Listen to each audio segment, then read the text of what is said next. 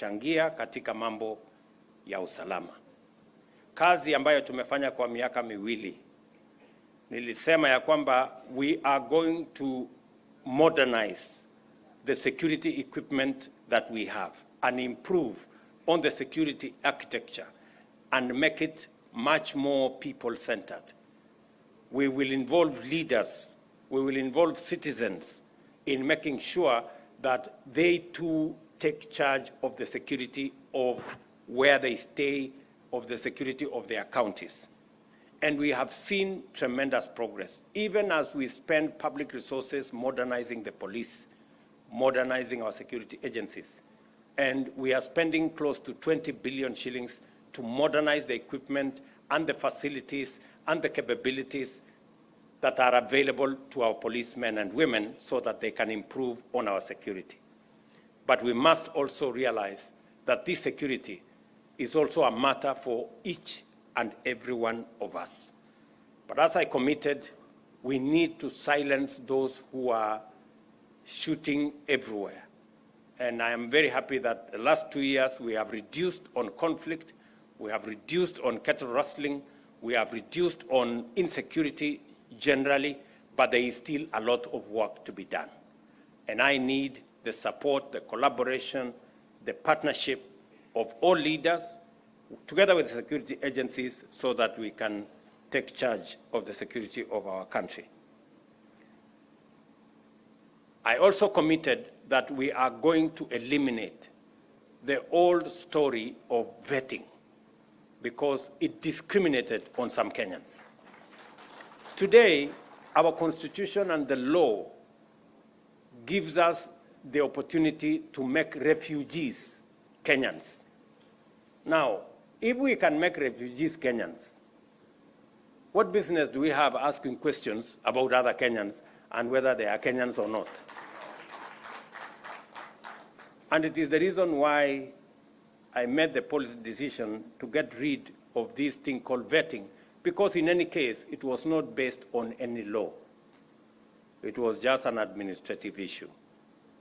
And that gives all of us the opportunity to be the people that we should be, people of one country and one citizenship. Let me also confirm that all the other issues that the leaders here have said, I have a good record of them.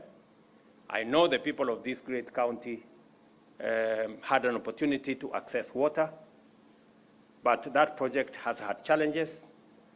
I am going to unlock those challenges. I have discussed with the governor and all the other members of parliament here on what we need to do to unlock the water facility for this town. And hopefully, by the time I come back in January, we will have some good news, both for the water and the sewerage facility that is required in this town. And the many other projects that we will be attending to when I come back to this region early next year. Let me also confirm that going forward, it is indeed our place as a country to work together, to find common ground on things that are of national interest to the Republic of Kenya. It is the reason why I am working with the former Prime Minister. It is the reason why I have reached out to the former president. It is the reason why I will reach out to all other leaders so that we can fashion a country that all of us believe in, a country that we can all have a stake in and participate in its full, in realizing our full potential as a country. We must continuously build bridges instead of erecting barriers. We must always find it to create more synergy as we move forward. And I appreciate the leadership of many other groups and teams and sections as we work together in this common project called Kenya.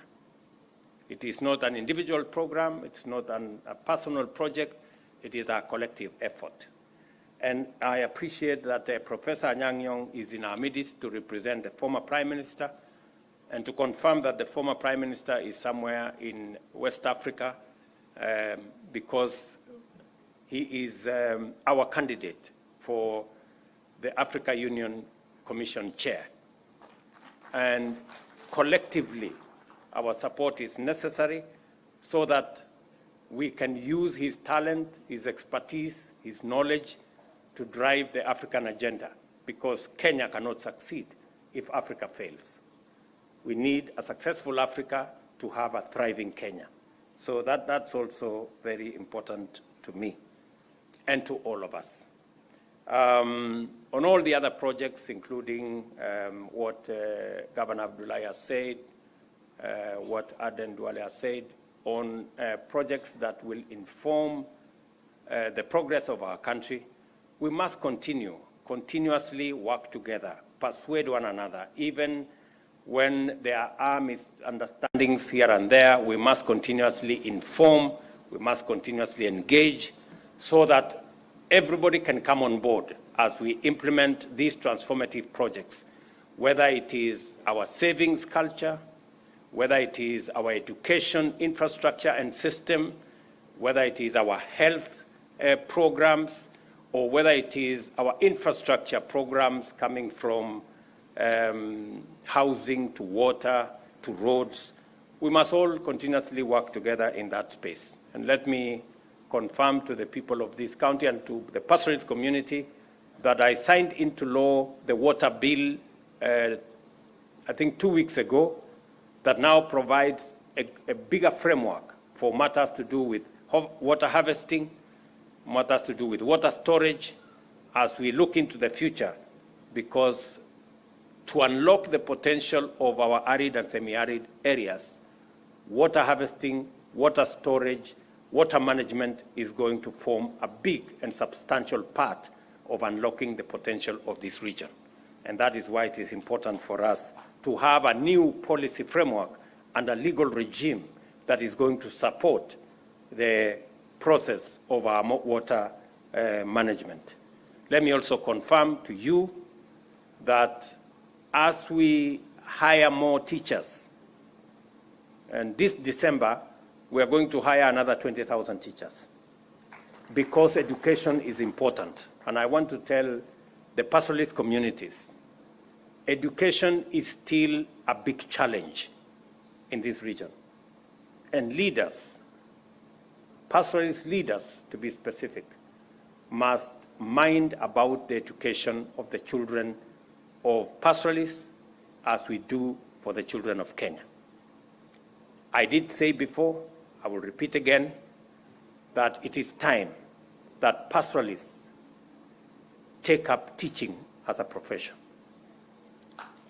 Many pastoralists do not think a lot about, they like education, but they don't know that education comes with teachers.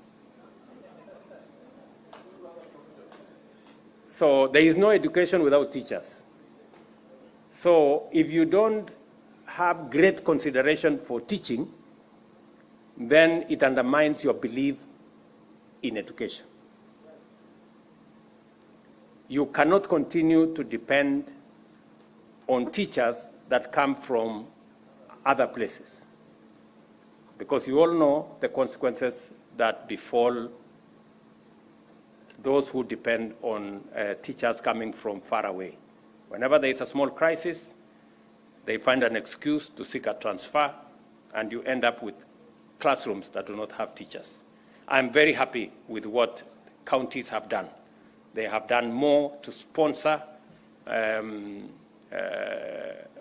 teachers from this region to our teacher training colleges, and I made a confirmation that we are going to provide affirmative action for you. If you sponsor more teachers, we are going to create more places in our teaching institutions, teacher training institutions, so that we can train more teachers from this region, and so that as we employ teachers, we can also employ teachers from this region to serve the children from the pastoralist communities. So I want to thank you very much for